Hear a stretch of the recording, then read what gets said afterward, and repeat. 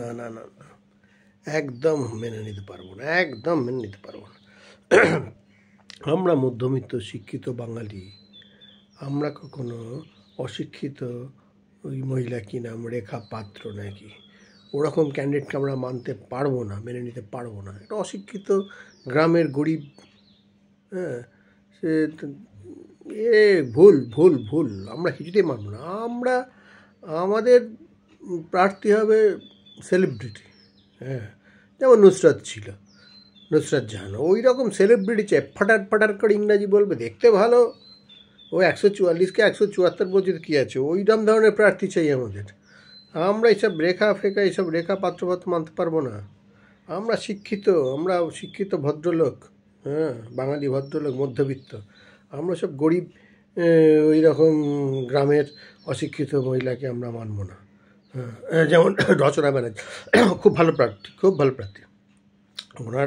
উনি জানেন হুগলির কাদের মানুষের কী সমস্যা। হুগলিতে এসব চাকরি বাকরি ওসব কোনো সমস্যাই নয়, চাকরি বাকরি আইন শৃঙ্খলা কোনো সমস্যাই নয়। আজকে হুগলিতে সব থেকে সমস্যা, হুগলিতে ধরুন 60 লক্ষ মানুষ আছে, তার মধ্যে ধরুন অর্ধেক মানে 30 লক্ষ মহিলা।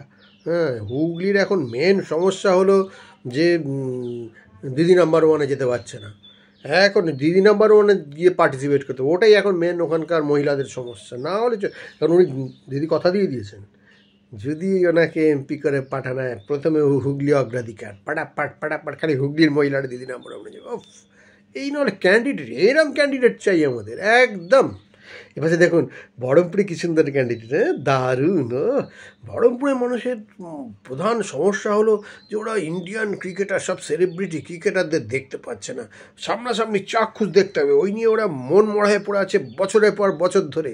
এবার সেইটার সমাধান করে দিয়েছে আমাদের পাঠান, ইউসুফ পাঠান। ও বলেছে সবাইকে নিয়ে চলে আসবো, ওর ভাইও দরকার হলে আসবে, সব সেলিব্রিটি আসবে, আইপিএল আসবে, এই না হলে ক্যান্ডিডেট, এই হলো ক্যান্ডিডেট। মানে বহরমপুরের মানুষের যে সমস্যা, যে ওরা বহুদিন থেকে ওদের মনের কোনো ইচ্ছা যে ও সেলিব্রিটি ক্রিকেটারদের দেখবে, তাদের সাথে একটু হ্যান্ডশেক করবে, তারা একটু হয়তো একসঙ্গে সেলফি তুলবে। দারুণ ক্যান্ডিডেট, ও এক্সিলেন্ট।